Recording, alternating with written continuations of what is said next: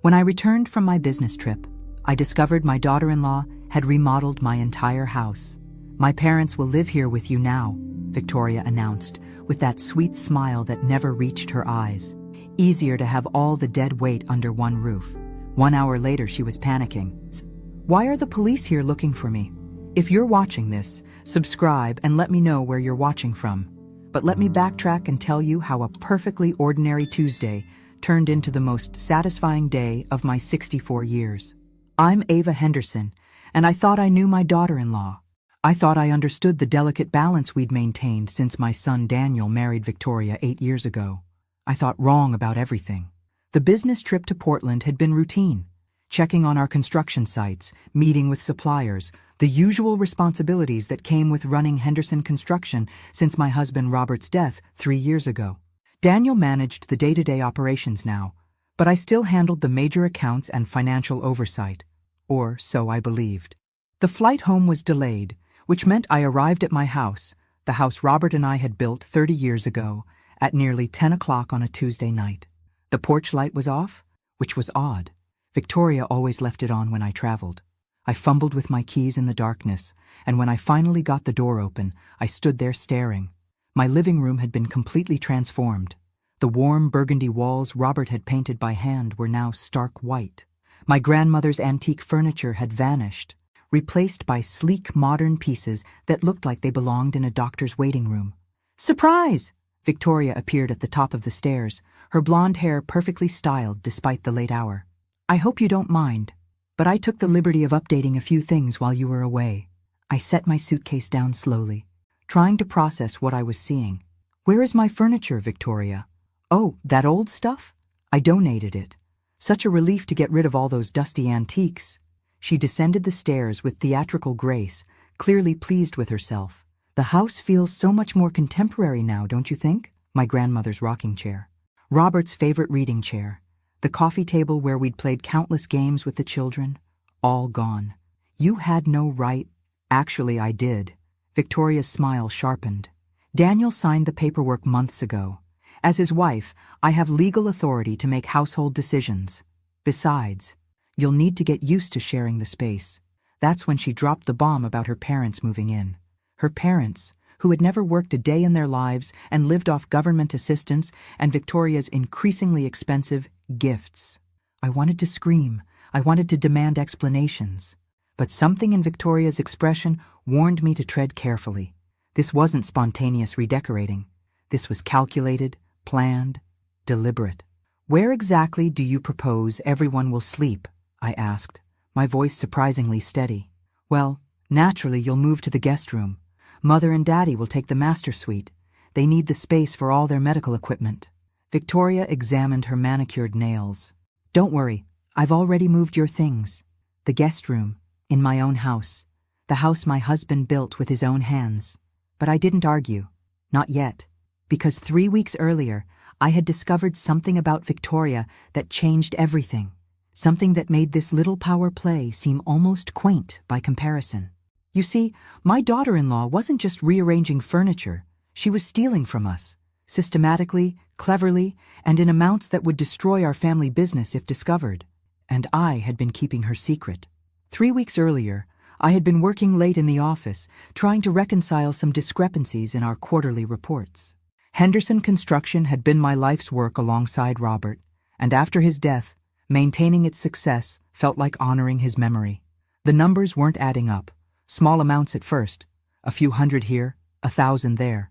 But as I dug deeper, a pattern emerged that made my blood run cold. Victoria had access to our accounts as Daniel's wife and the company's administrative coordinator.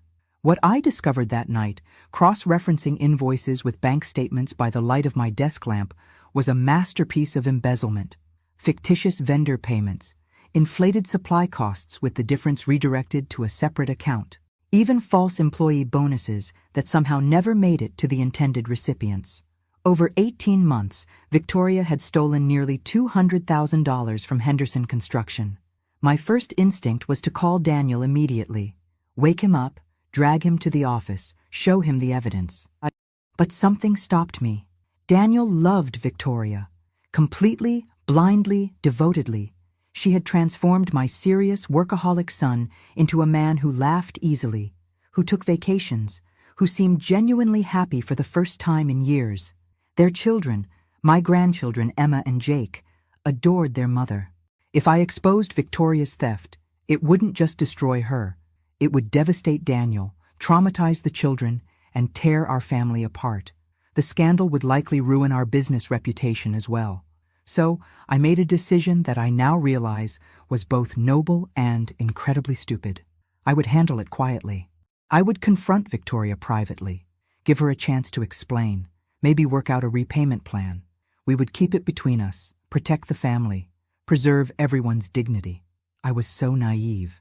The next morning, I asked Victoria to meet me for coffee at Rosie's Diner, a little place downtown where we could talk without interruption. She arrived 20 minutes late, which should have been my first clue about how this conversation would go. "Sorry, Ava. The children needed help with their school projects." She slid into the booth across from me, looking genuinely apologetic. "What did you want to discuss?" I had rehearsed this moment, choosing my words carefully. "Victoria, I've been reviewing the company finances and I've noticed some irregularities." Her expression didn't change, but I saw her grip tighten slightly on her coffee cup. "Irregularities? Missing funds, payments to vendors that don't exist. It appears someone has been systematically stealing from the business." Now she looked confused, concerned even. "That's terrible. Do you think it's someone at the bank? Or maybe one of the office staff?" The performance was flawless. If I hadn't seen the evidence with my own eyes, I might have believed her. "Victoria, I know it's you." The mask slipped for just a moment. In her eyes I saw acknowledgement, calculation, and something that looked almost like relief. "Prove it," she said quietly. That's when I realized I had made a fundamental error. I had assumed Victoria would be ashamed when confronted, grateful for a chance to make things right. Instead, she was calling my bluff. "I have the documentation that you'll never show Daniel." Victoria leaned forward, her voice low but confident. "Because you love your son too much to break his heart. Because you know this would destroy our marriage and traumatize your grandchildren. Because you care more about keeping the family together than about money that's already gone." She was right, and we both knew it. Both. "Here's what's going to happen," Victoria continued, stirring sugar into her coffee with casual precision. "You're going to let this slide. You're going to mind your own business and stop poking around in financial records that, frankly, you're too old to properly understand anymore." The patronizing tone was like a slap, but she wasn't finished. "In return, I'll be more careful going forward. Consider it a learning experience for both of us." I should have walked away then. Should have gone straight to the police, to Daniel, to anyone who would listen. Instead, I found myself nodding. "Good," Victoria smiled, the sweet expression returning to her face. "I'm so glad we understand each other. Family harmony is so important, don't you think?" As she left the diner, tossing a casual, "See you Sunday for dinner" over her shoulder, I realized I had just made the worst deal of my life. Because Victoria hadn't promised to stop stealing. She had promised to be more careful. And that distinction would prove to be everything. The changes started small, so subtle, that I almost convinced myself I was imagining them. Victoria began arriving late to our weekly Sunday dinners, offering elaborate apologies about traffic or the children's activities, but never quite managing to hide her satisfied smirk when she saw my frustrated expression. She would comment on my cooking with faint praise that somehow felt like criticism. "This roast is so traditional, Ava. I keep telling Daniel we should try more modern cuisine, but you know how he loves his comfort food." She started rearranging my kitchen every time she visited, claiming she was just trying to help when I couldn't find my own utensils. My favorite coffee mugs mysteriously disappeared, replaced by delicate china cups that felt foreign in my hands. "I thought we'd upgrade your kitchenware," she explained when I asked about my missing mugs. "These are so much more elegant for when you have company." The company, it turned out, was increasingly Victoria's friends and her parents, who had begun making regular appearances at my house for dinner parties I hadn't agreed to host. "You don't mind, do you, Ava? It's just that our place is so small, and you have all this room." Victoria would appear at my door with a carload of guests, expecting me to provide food and entertainment. "I told everyone about your famous lasagna." I minded terribly. but Daniel seemed so pleased that Victoria was making an effort to include me in their social circle. How could I explain that every gathering felt like an invasion, that I was becoming a stranger in my own home? The worst part was how Victoria managed to position herself as the generous daughter-in-law, going out of her way to spend time with poor, lonely Ava. She would loudly praise my contributions to the evening. "Ava made this dessert all by herself, isn't she wonderful?" in a tone that made me feel like an elderly relative being humored rather than the homeowner hosting the party. But it was the incident with Emma's birthday party that showed me how completely Victoria had turned the tables. Emma was turning 10, and I had been planning her party for weeks. My granddaughter and I had chosen a fairy tale theme together, and I had spent days crafting handmade decorations and baking a 3-layer princess cake. The morning of the party, Victoria arrived early with her mother, Karen, and a carload of store-bought decorations. "Change of plans," Victoria announced, not even greeting me.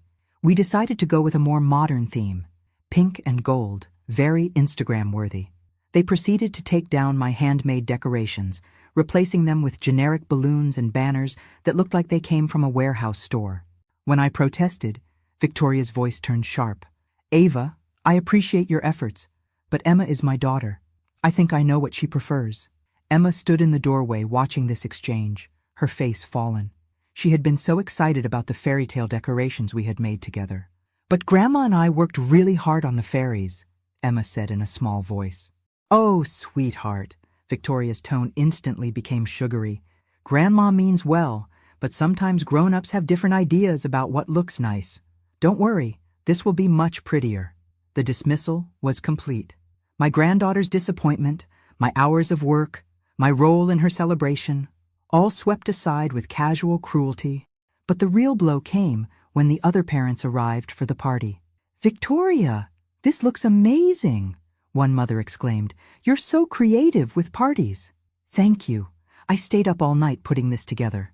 Victoria accepted the praise graciously, not mentioning my contributions at all. "I just want Emma to have the best." I watched from the kitchen as Victoria played the perfect hostess, serving the cake I had baked while accepting compliments for the party she had hijacked. The other parents praised her organization, her attention to detail, her dedication to making her daughter's day special. Not one person acknowledged that this was my house, my kitchen, my cake. That evening, after everyone had gone home and I was cleaning up the remnants of the party I had been erased from, Daniel found me scraping frosting off plates. "Great party, Mom. Victoria really outdid herself." I looked at my son, this man I had raised to be honest and fair, and realized he genuinely didn't see what had happened. In his eyes, his wife had graciously organized a party in my home, and I had been lucky to help. "Daniel," I said carefully, "don't you think Victoria should have discussed the decoration changes with me first?" He looked puzzled. "Why? It's Emma's party. Victoria knows what she likes." But Emma and I had planned. "Mom, I think you're making this more complicated than it needs to be." Daniel's voice held that patient tone people use with elderly relatives who don't quite understand modern ways. "Victoria was just trying to make everything perfect. You should be grateful she's willing to have the party here at all." Grateful. I should be grateful that my daughter-in-law had allowed me to host my granddaughter's birthday party in my own home. That night, as I lay in bed staring at the ceiling, I realized Victoria's strategy was becoming clear. She wasn't just stealing money from the business. She was systematically stealing my place in the family, one small humiliation at a time. And she was doing it so skillfully that even my own son couldn't see it happening. Victoria's parents moved in on a Tuesday. I came home from grocery shopping to find a moving truck in my driveway and strangers carrying furniture into my house. Victoria met me at the door with that bright smile that had become my personal danger signal. "Surprise! I told you they were coming, remember? I mentioned it last week." She hadn't mentioned anything, and we both knew it. But Karen and Bob Mitchell were already settling into my master bedroom, admiring the view from my windows, discussing where to put their television. "It's temporary," Victoria assured me, though her parents were unpacking like they planned to stay forever. "Just until they get back on their feet." Bob Mitchell was 62 and hadn't held a job in 5 years. Karen claimed disability for a back injury that didn't prevent her from shopping or redecorating, but apparently made employment impossible. Together, they lived off government assistance and whatever money Victoria could funnel their way, money that, I now realized, came directly from our company accounts.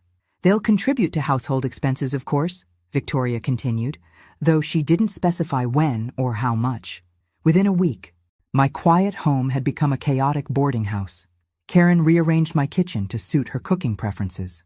Bob commandeered my living room television and filled the house with the constant noise of sports broadcasts and political talk shows. They ate my food, used my utilities, and treated me like an unwelcome guest in my own home. But the breaking point came during Emma's school play. Emma was performing in her 5th grade production of Little Red Riding Hood, and she had been practicing her lines for weeks. I had promised to be there, and Emma had saved me a seat in the front row next to Daniel and Victoria. 20 minutes before the play started, Victoria appeared at my bedroom door. "I'm so sorry, Ava, but there's been a change of plans." Karen stood behind her, dressed in her finest outfit and clutching a bouquet of flowers. "Mother decided she wants to see Emma perform, which is so sweet of her," Victoria continued. "But there's only room for 3 adults in the front row, and since she is Emma's grandmother, the implication hung in the air. Karen was family. I was just someone who happened to live in the house. Emma saved me a seat," I said quietly. "Oh, she'll understand. She's such a mature child." Victoria's tone was dismissive. "Besides, you'll have other opportunities to see her perform." I watched through my bedroom window as they drove away in my son's car, leaving me behind like forgotten luggage. Emma would look out at the audience expecting to see my face, and I wouldn't be there. But this time, I didn't just sit quietly and accept the humiliation. I drove to the school alone, bought a ticket for the general admission section, and found a seat in the back of the auditorium. From there, I watched my granddaughter perform beautifully as Little Red Riding Hood, her voice clear and confident as she delivered her lines. After the play, Emma found me in the crowd of parents. "Grandma, you came!" She hugged me tightly, still in her costume. "Did you see my part with the wolf? You were magnificent."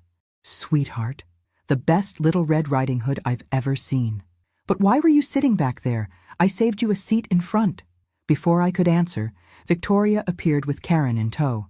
"There you are, Emma. Come take pictures with Grandmother Karen." Victoria's voice was sharp. "She came all this way to see you perform." Emma looked confused, glancing between me and Karen. "But Grandma Ava is here too. Can she be in the pictures?" "Of course," Victoria said with that fake smile. "Maybe Grandma Ava could take the pictures for us?" And just like that, I was relegated from family to photographer, capturing moments I should have been part of, holding memories I was excluded from creating. That night, lying in the guest room that had become my permanent residence, I made a decision that felt both inevitable and terrifying. I was done protecting Victoria. The woman who had stolen from our business, invaded my home, and erased me from my own family deserved whatever consequences were coming her way. The only question was how to deliver them in a way that would expose her true nature without destroying my son and grandchildren in the process.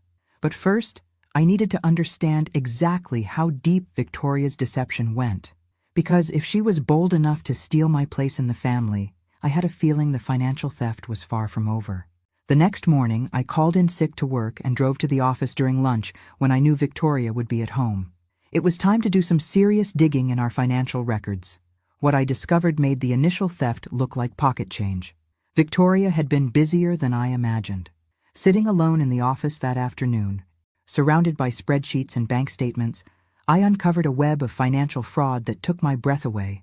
The $200,000 I had initially discovered was just the beginning. She had created an entirely fictitious construction project, a luxury home renovation that existed only on paper but generated very real invoices and payments. For 8 months, Henderson Construction had been paying for materials, labor, and permits for a house that didn't exist, sending checks to a shell company that led directly back to an account Victoria controlled. The sophistication of it was almost admirable. She had forged Daniel's signature on contracts, created false documentation that would fool any casual inspection, and even generated fake progress reports complete with photographs she had stolen from other construction projects online. The total amount was staggering, $437,000. But what made my hands shake as I printed the evidence wasn't just the money. It was the timeline. Victoria's most brazen thefts had occurred in the past 3 months, the same period when she had escalated her campaign to push me out of my own home. She wasn't just getting bolder because she thought she could get away with it. She was stealing faster because she was planning something big, something that required a significant amount of cash and my complete absence from family financial decisions. I was studying a particularly damning series of forged invoices when I heard footsteps in the hallway. My heart stopped. The office was supposed to be empty, but someone was walking toward the accounting department with purposeful steps. I quickly shoved the papers into a folder and slipped it under a stack of legitimate files just as Victoria appeared in the doorway. "Ava, what a surprise!" Her tone was light, but her eyes were calculating. "Daniel said you were sick today." "Just a headache. I thought some quiet time in the office might help." I tried to match her casual tone, though my pulse was racing. "What brings you here?" "Oh, I forgot some files this morning. You know how scattered I get." She moved into the room with the confidence of someone who belonged there, but I noticed her gaze sweep across my desk, taking inventory of what I had been looking at. "Feeling better?" "I hope?" Victoria perched on the edge of Daniel's desk, making it clear that she considered herself more entitled to this space than I was. "Much, thank you." I stood to leave, the folder containing her crimes tucked casually under my arm with other paperwork. I should head home and rest. Good idea. Mother is making her famous pot roast tonight. She's so excited to cook for the family. The casual mention of Mother making dinner in my kitchen with my groceries was another small knife thrust, but I just smiled and headed for the door. "Oh, Ava?" Victoria's voice stopped me. "What were you working on? Maybe I can help finish it tomorrow." "Just reconciling some vendor payments. Nothing urgent." "Which vendors?" "I handle most of that paperwork now." The question was too pointed, too interested. Victoria suspected something. "Various ones. I'll leave you a note if I need anything completed." I made it to my car before my hands started shaking. Victoria had caught me investigating her theft, and while I had managed to extract the evidence without being discovered, she knew something had shifted between us. That evening at dinner, I watched Victoria perform her role as the devoted daughter-in-law with new eyes. She complimented Karen's pot roast effusively, helped Jake with his homework, and chatted with Daniel about his day with the warm attention of a loving wife. But periodically, her gaze would flick to me, and I saw something cold and calculating there. She was evaluating, planning, deciding how much of a threat I posed. After dinner, as I washed dishes that Karen had promised to clean but somehow never got around to, Victoria appeared beside me with a dish towel. "Let me help," she said, taking a plate from my hands. "You look tired." We worked in silence for a moment, the kitchen filled with the sounds of Bob's television and the children's laughter from the living room. "You know, Ava," Victoria said suddenly, "I've been thinking about what you said a few weeks ago, about the business finances." My hand stilled on the glass I was washing. "I realize I may have been defensive. Money matters can be so stressful, especially for someone your age." The patronizing tone was back, but underneath it was something sharper. "Maybe you should consider stepping back from the financial oversight. Focus on enjoying your grandchildren while you can." "I'm perfectly capable of managing the accounts, Victoria." "Of course you are, but Daniel's been saying how much you've been struggling lately. The confusion about Emma's party decorations, forgetting our conversations about Mother and Daddy moving in." She was rewriting history, creating a narrative where my protests were actually signs of mental decline. "I didn't forget anything, Victoria. You never mentioned—" "It's okay," she interrupted gently, her voice carrying just enough volume that Daniel, passing through the kitchen for a beer, could hear. "Memory issues are completely normal at your age, nothing to be ashamed of." Daniel paused, looking between us with concern. "Mom, if you're having trouble keeping track of things—" "I'm not having trouble," I said firmly. "See?" Victoria touched Daniel's arm lightly. "She gets defensive when we try to help. I read an article that said that's completely typical." I realized with growing horror that Victoria was laying groundwork, creating doubt about my mental competency, establishing a pattern of behavior that could be used against me later. If she could convince Daniel that I was becoming forgetful, confused, perhaps even senile, then anything I said about her theft would be dismissed as the ramblings of an elderly woman losing her grip on reality. That night, hidden in my bedroom with the door locked, I spread Victoria's stolen financial documents across my bed and began photographing each page with my phone. If she was planning to discredit me, I needed evidence that couldn't be dismissed or explained away. But as I worked, a chilling thought occurred to me. Victoria wasn't just planning to steal more money. She was planning to steal everything. I discovered Victoria's true plan purely by accident. 3 days after our kitchen conversation, I was running errands when I realized I had forgotten my reading glasses at the office. I drove back to get them, using my key to let myself into the empty building on a Saturday afternoon. That's when I heard Victoria's voice coming from Daniel's office, speaking in low, urgent tones on the phone. I should have announced my presence, should have called out a greeting and retrieved my glasses like a normal person. Instead, something in her tone made me freeze just outside the office door. Power of attorney should be straightforward given her obvious mental decline, Victoria was saying. Daniel's already noticed the memory issues, and with her doctor's cooperation, my blood turned to ice. No, the business accounts are the priority. Once I have legal authority over her finances, we can liquidate everything cleanly. A pause, then. The house will be more complicated, but if she's declared incompetent, we can force a sale for her own good. Force a sale. Of my house. My home that Robert built with his own hands. Trust me, it's all perfectly legal. Happens to elderly people all the time when families have to make difficult decisions for their own protection. I pressed myself against the wall, my heart pounding so loudly I was afraid she would hear it. By Christmas, everything will be resolved. Mother and Daddy can move into a place of their own. Daniel will have full control of the construction business, and Ava will be safely settled in assisted living where she belongs. Assisted living. Victoria was planning to have me declared incompetent and locked away in a nursing home while she stole my life's work and sold my home. The beauty of it is that Daniel thinks it's all his idea. He's genuinely concerned about his mother's welfare. Victoria's laugh was soft and cruel. He has no idea that every confused episode has been carefully orchestrated. I thought about the missing coffee mugs, the rearranged kitchen, the constant gaslighting about conversations that never happened. Victoria had been systematically making me question my own memory while building a case for my incompetency. I need another month, maybe 2, to establish the pattern completely. Then we'll have that conversation with her doctor about the stress of managing finances at her age. Another pause. Doctor? Harrison is very sympathetic to family concerns about elderly patients. Dr. Harrison. My own physician, who had treated me for 30 years and knew my complete medical history, was apparently part of this scheme. Don't worry about the money trail. By the time anyone thinks to look closely, I'll have legitimate power of attorney and full legal authority to handle all financial transfers. Victoria's voice was confident, satisfied. It's not theft when you have proper documentation. I heard her moving around the office, gathering papers, preparing to leave.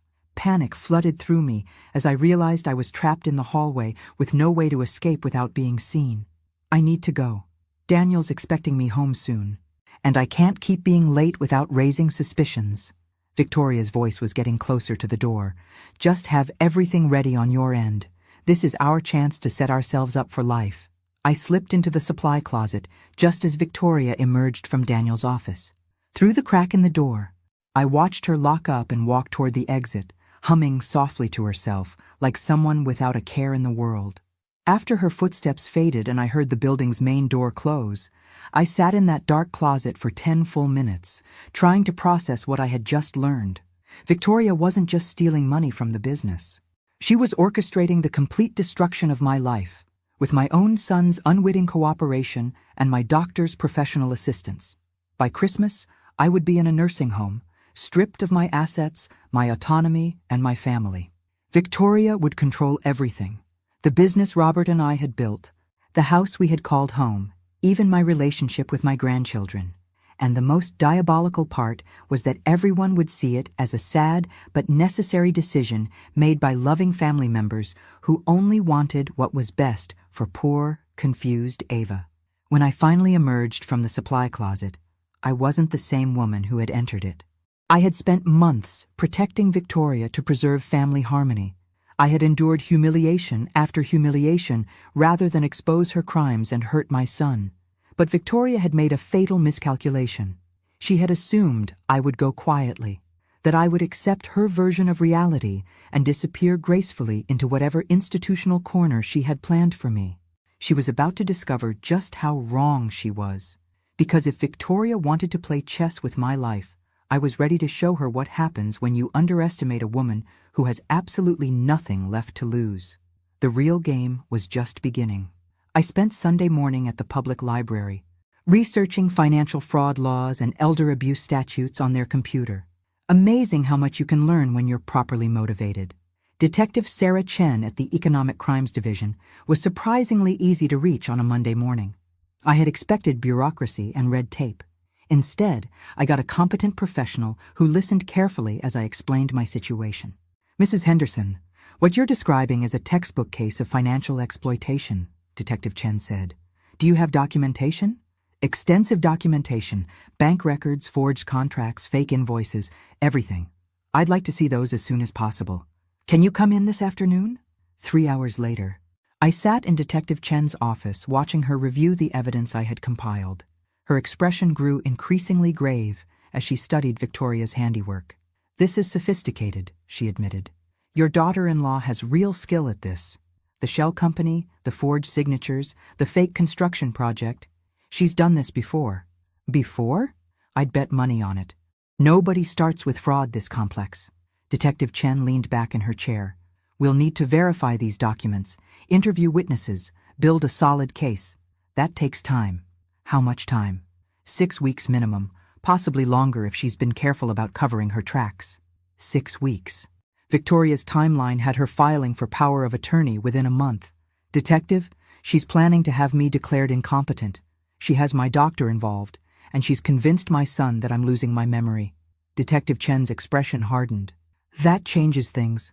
Elder abuse cases get priority, especially when there's active psychological manipulation involved."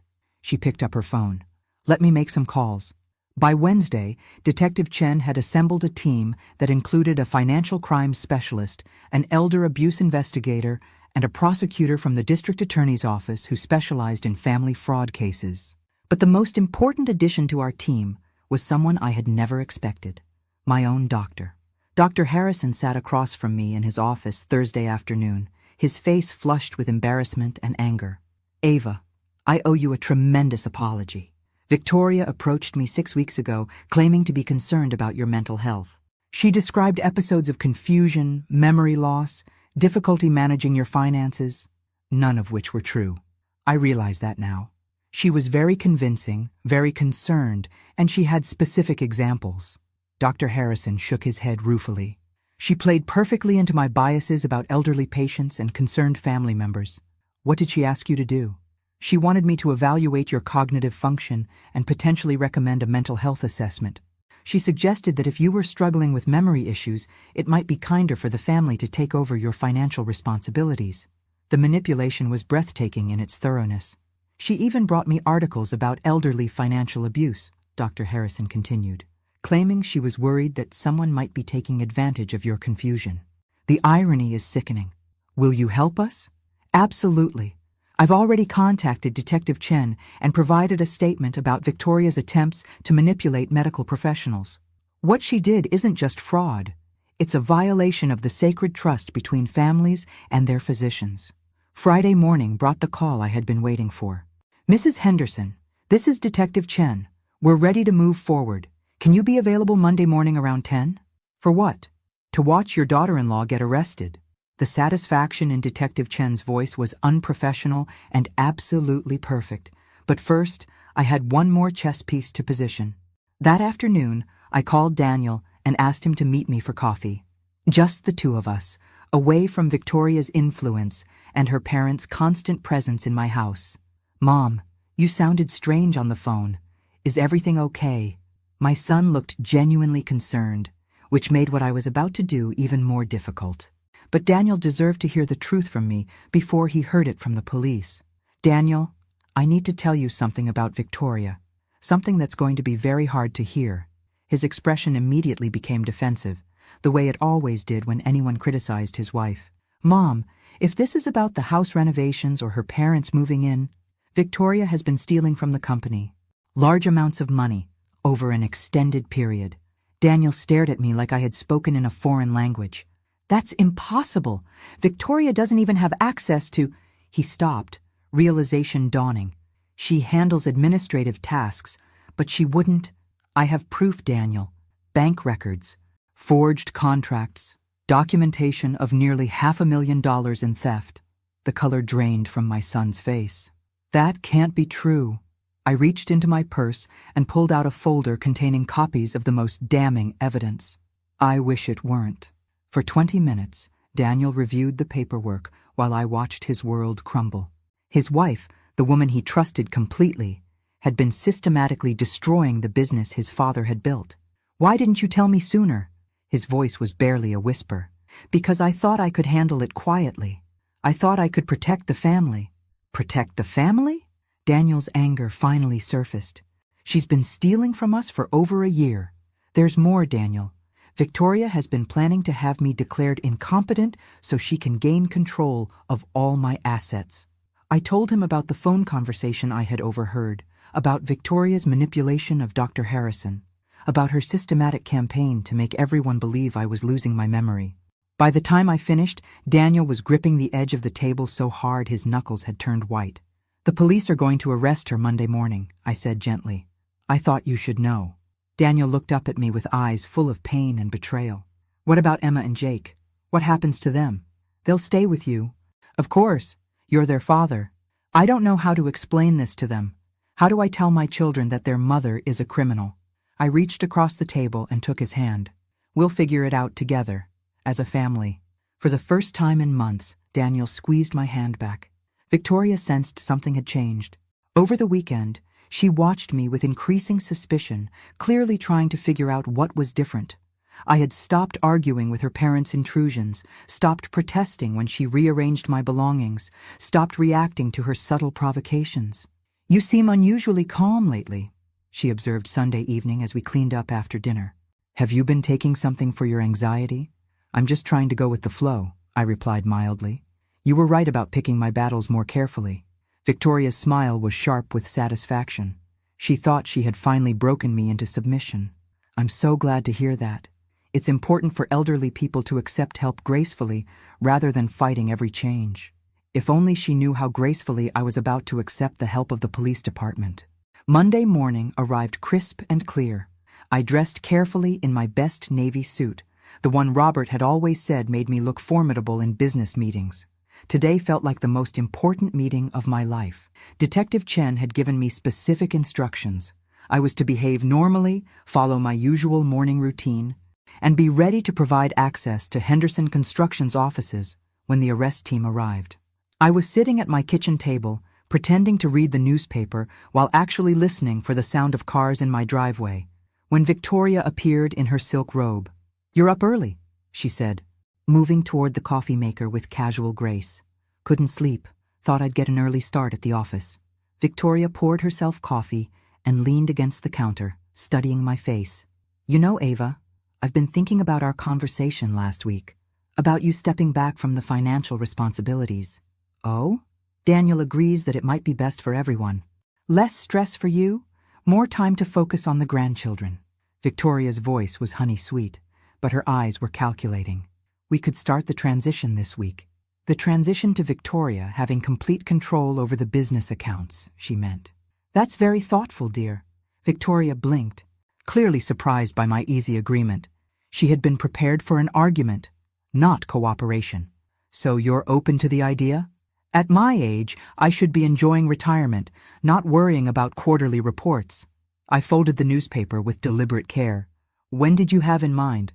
Well, if you're sure, we could meet with the accountant tomorrow and begin transferring signatory authority.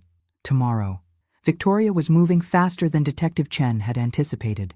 That sounds perfect, I said, standing and reaching for my purse. I should head to the office now. Actually, Ava, why don't you take the day off? I can handle whatever needs to be done. Victoria stepping in to manage the office on the day she expected to gain control of our accounts. How convenient. If you insist, I said agreeably. I'll just run some errands then. I was backing out of the driveway when I saw the unmarked police cars turning onto my street. Perfect timing. I drove to the grocery store and spent 45 minutes shopping for items I didn't need, giving Detective Chen and her team time to work. When my phone finally rang, I was examining tomatoes with the focus of a produce expert. "Mrs. Henderson? This is Detective Chen. We have Mrs. Victoria Henderson in custody." 3 simple words that represented justice, vindication, and the end of months of psychological warfare. How did she react? About as you'd expect. She's demanding a lawyer and insisting this is all a misunderstanding caused by your mental confusion. Of course she was. Her parents, also in custody. Turns out Mr. and Mrs. Mitchell have outstanding warrants in 2 other states for similar fraud schemes.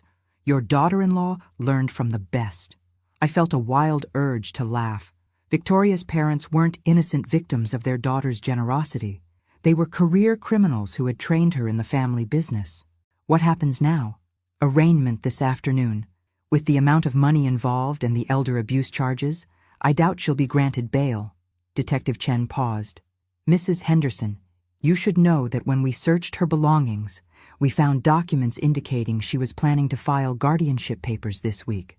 This week. If I had waited any longer, Victoria would have succeeded in having me declared incompetent and stripped of my legal rights. Thank you, Detective, for everything. Just doing my job. Though I have to say, it's nice when the good guys win." I drove home to find my house transformed once again, but this time in a way that filled me with profound relief. Police vehicles were gone, but Daniel's truck sat in the driveway. Through the windows, I could see him moving around inside, probably trying to restore some order after the chaos of the arrests. When I walked through my front door, I found my son sitting at my kitchen table with his head in his hands. "Daniel!" He looked up at me with red-rimmed eyes. "I called in sick. I couldn't face the office today." His voice was hollow. "The kids are at school. I didn't know what to tell them." I sat down beside him and waited. "She's been lying to me for years, hasn't she?" Daniel asked quietly. "Not just about the money. Not about everything." "I think so, yes. How did I not see it? How did I let her turn me against my own mother?" The pain in his voice broke my heart. "She's very skilled at manipulation, Daniel. She fooled a lot of people. But I should have seen it. I should have protected you instead of—" He trailed off, unable to finish the sentence. "Instead of what? Instead of thinking you were becoming a bitter old woman who couldn't accept that things change." Daniel's shame was palpable.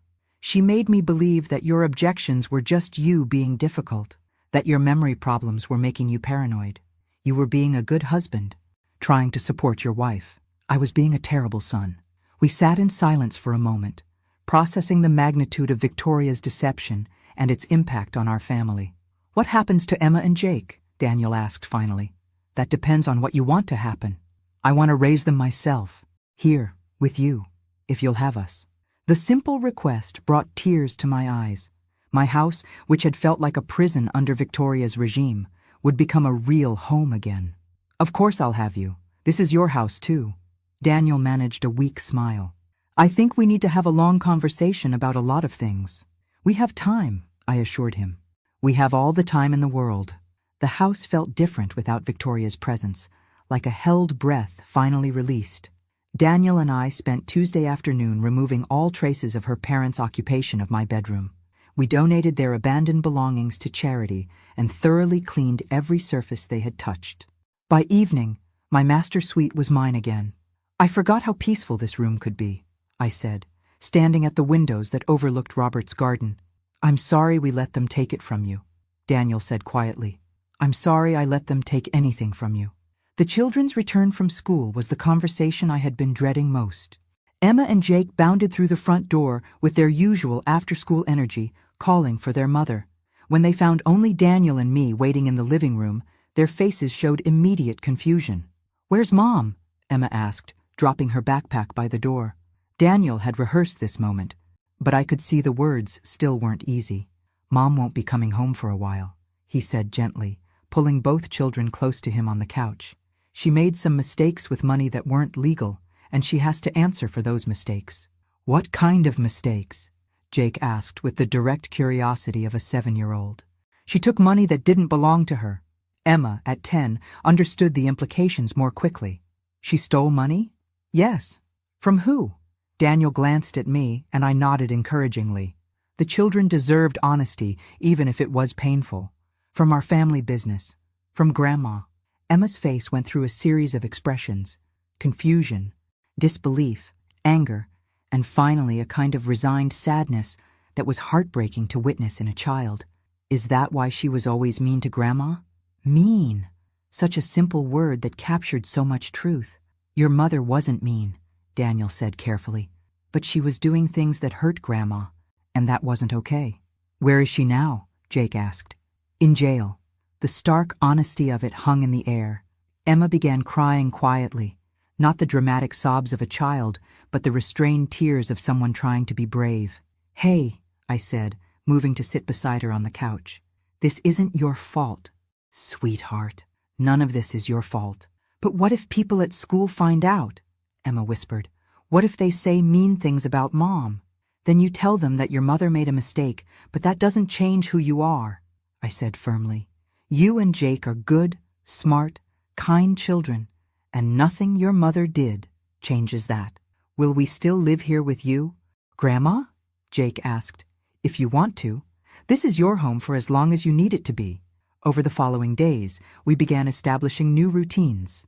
I drove the children to school in the mornings, while Daniel went to the office early to begin the enormous task of untangling Victoria's financial damage. We had family dinners at my kitchen table without the television blaring or adult conversation dominated by complaints about government assistance and other people's good fortune. The children adapted with remarkable resilience. Emma helped me cook dinner each evening, asking questions about recipes and techniques with genuine interest. Jake discovered Robert's old woodworking tools in the garage and begged me to teach him how to use them safely.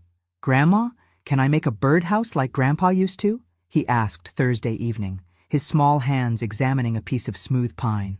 I think Grandpa would love that, I said, remembering Robert's patient instruction of Daniel in that same garage 30 years earlier.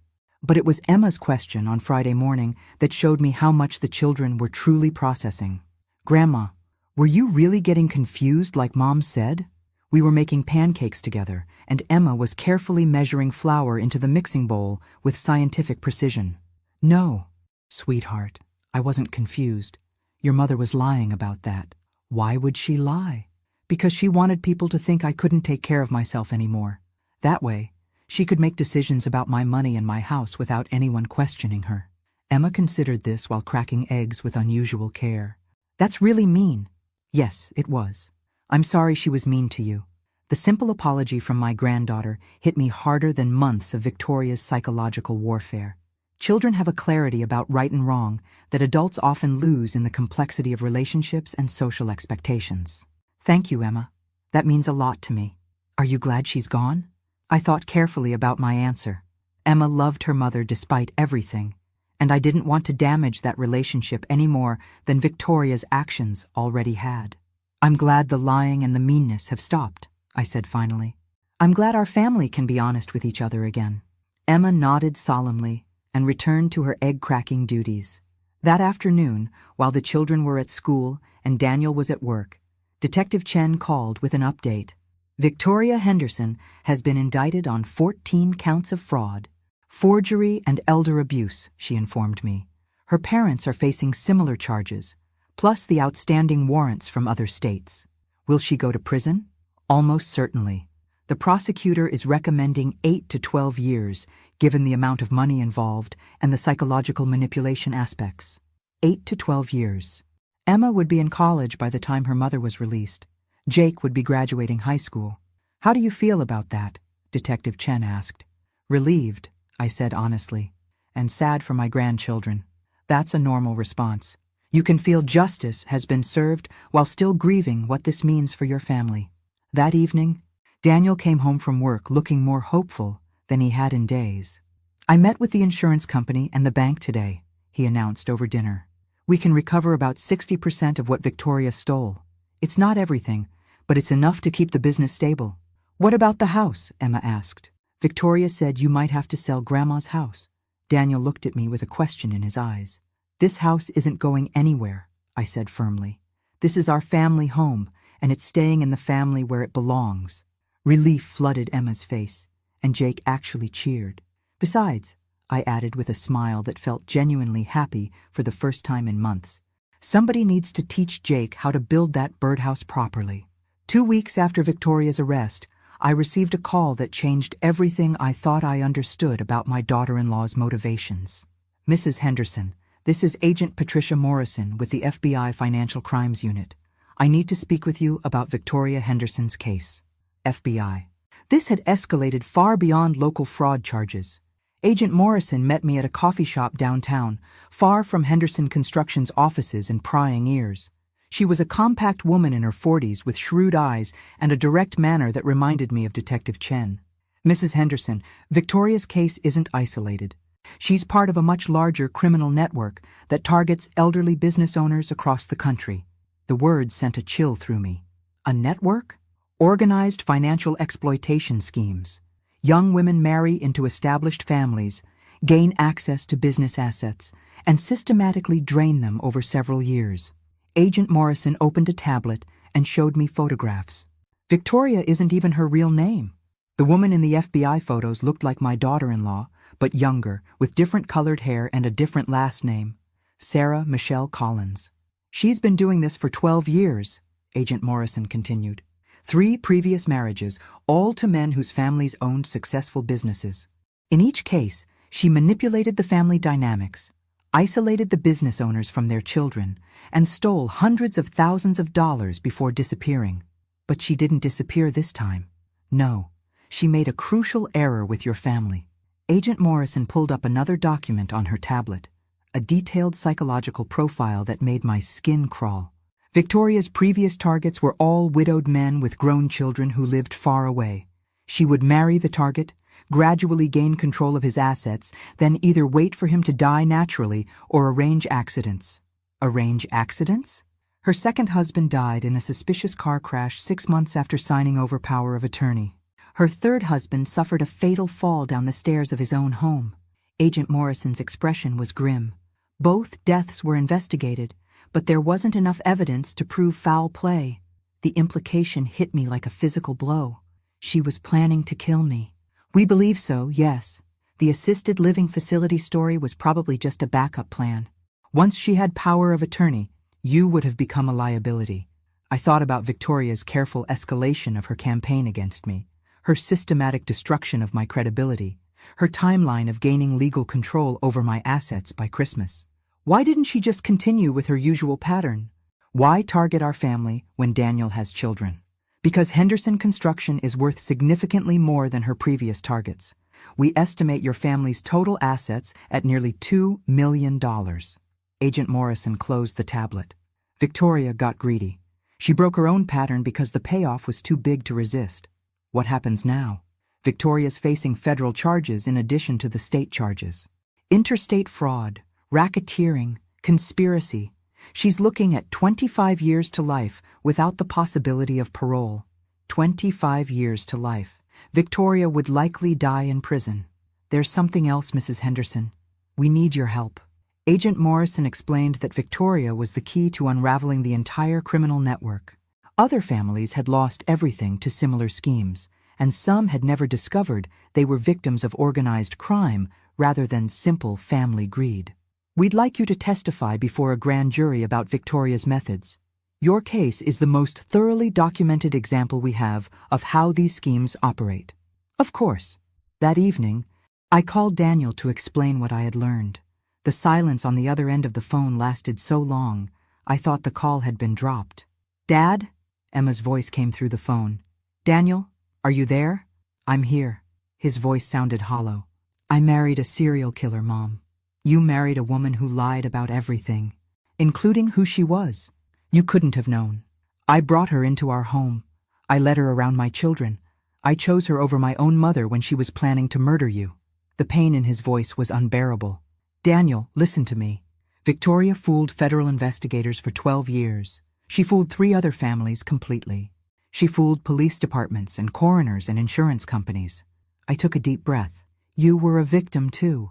But Emma and Jake are safe. They're loved. They're going to grow up knowing their real family cares about them more than money or appearances or anything else in the world. When Daniel came home that night, he was carrying a bottle of Robert's favorite whiskey and wearing the expression of a man who had aged several years in one day. "How do I explain this to them?" he asked, settling into Robert's old chair in the living room. "How do I tell my children that their mother is a professional criminal who might have killed their grandmother?" "You don't." "Not yet. Maybe not ever." I poured us each a small glass of whiskey. "They know their mother did something wrong with money. That's enough for now. They're going to have questions as they get older, and we'll answer them honestly, age-appropriately, when the time comes." I raised my glass. "To Robert. He would be proud of how we handled this." Daniel managed a weak smile. "He always said you were tougher than you looked." He had no idea. We drank in companionable silence, listening to the sound of Emma and Jake giggling in their bedrooms as they got ready for bed. Normal sounds. Family sounds. Safe sounds. "Mom," Daniel said quietly. "Yes? I'm sorry I didn't trust you. I'm sorry I chose her lies over your truth. You don't need to apologize anymore, son. We're family. We protect each other. That's what matters now." But even as I spoke the words, I was thinking about Agent Morrison's revelation. Victoria's careful timeline, her systematic approach to isolating me, her plan to gain power of attorney by Christmas. If I hadn't discovered her theft when I did, if I hadn't found the courage to investigate further, if I had accepted her gaslighting about my mental condition, I would be dead by spring. Victoria hadn't just been planning to steal my assets. She had been planning to murder me and make it look like natural causes or an accident. The woman my son had loved, who had lived in my house and eaten at my table and helped my grandchildren with their homework, was a predator who had been calculating the best moment to end my life. That night, lying in my own bed in my own room, I felt something I hadn't experienced during this entire ordeal. Genuine fear. Not fear of Victoria, she would never hurt anyone again, but fear of how close she had come to succeeding.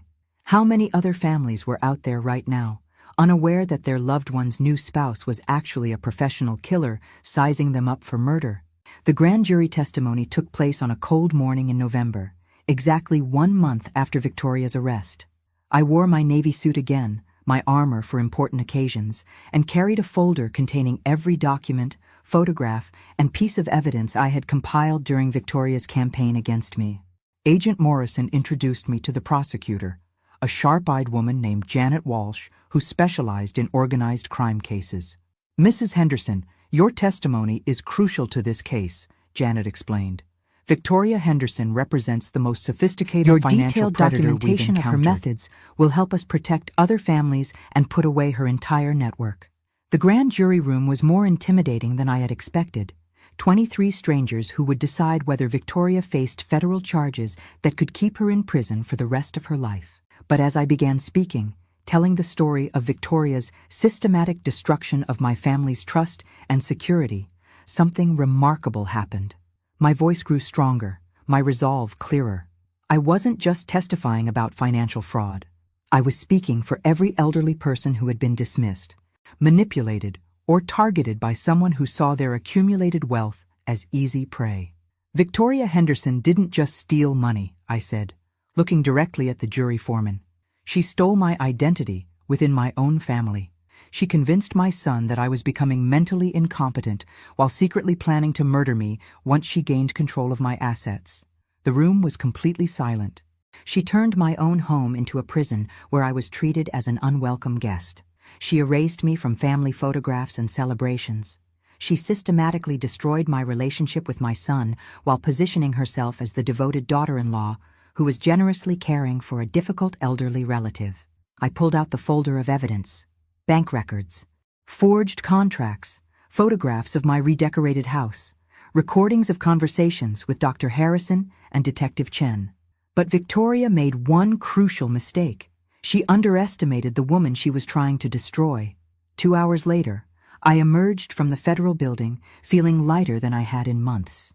Agent Morrison walked beside me to the parking garage. "The grand jury will almost certainly return an indictment," she said. "Your testimony was exactly what we needed. What happens to her previous victims? That's the best part. Based on your evidence and Victoria's methods, we're reopening investigations into all the suspicious deaths connected to her previous marriages. If we can prove she murdered those men, Their families may finally get justice. Justice. Such a simple word that represented so much healing. 3 months later, I stood in my kitchen preparing Easter dinner for my family. The real family that had emerged from the wreckage of Victoria's deception. Daniel was teaching Jake how to carve the ham, patiently guiding small hands with the sharp knife while explaining the importance of cutting against the grain. Emma was setting the table with my grandmother's china, the pieces Victoria had tried to replace with sterile modern plates. "Grandma, how many people are coming?" Emma asked, carefully arranging the silverware. "Just us," I said, watching her face light up with satisfaction. "Good.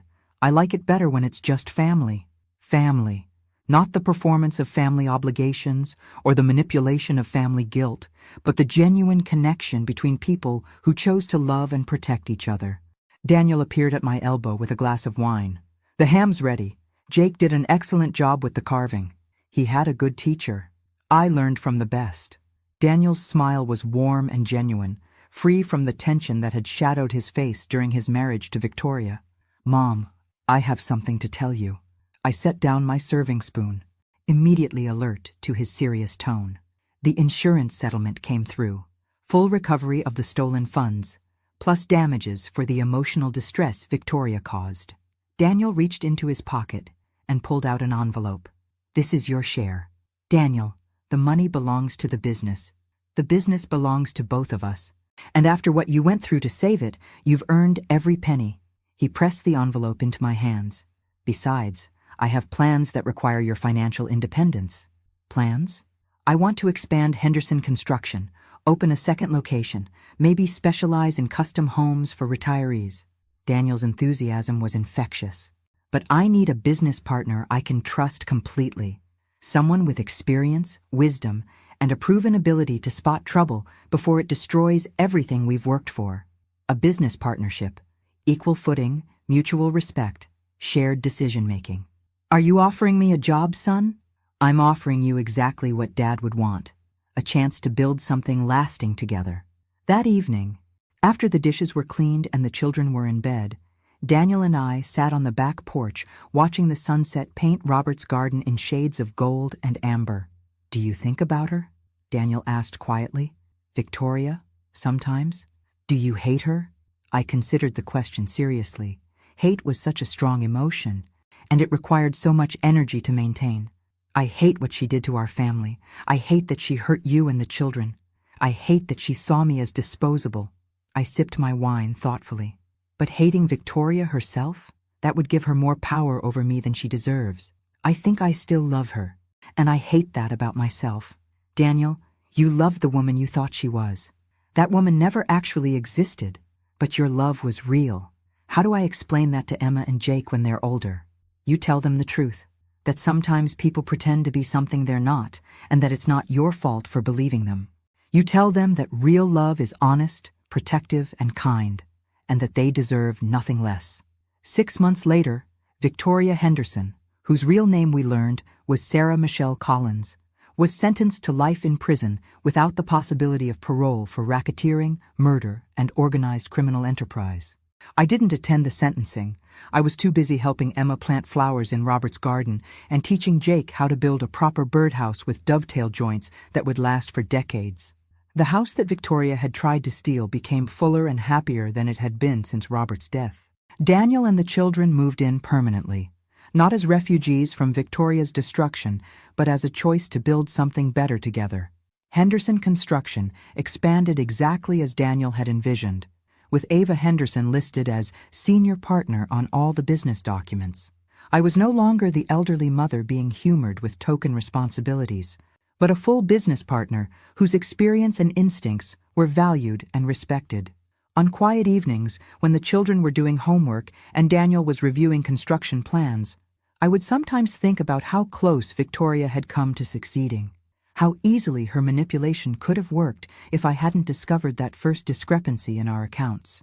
But mostly, I thought about second chances and the unexpected gifts that can emerge from surviving someone's attempt to destroy your life. I was 64 years old, and I was finally living the life I wanted rather than the life someone else had planned for me. It was enough. It was more than enough. Or, it was perfect. When I returned from my business trip, I discovered my daughter-in-law had remodeled my entire house. 1 hour later, she was panicking because the police were there looking for her. But that's not really where this story ends. It ends with the knowledge that sometimes the people who try to break us actually reveal just how strong we really are. And sometimes, just sometimes, the good guys really do win. Thanks for listening. Don't forget to subscribe and feel free to share your story in the comments. Your voice matters.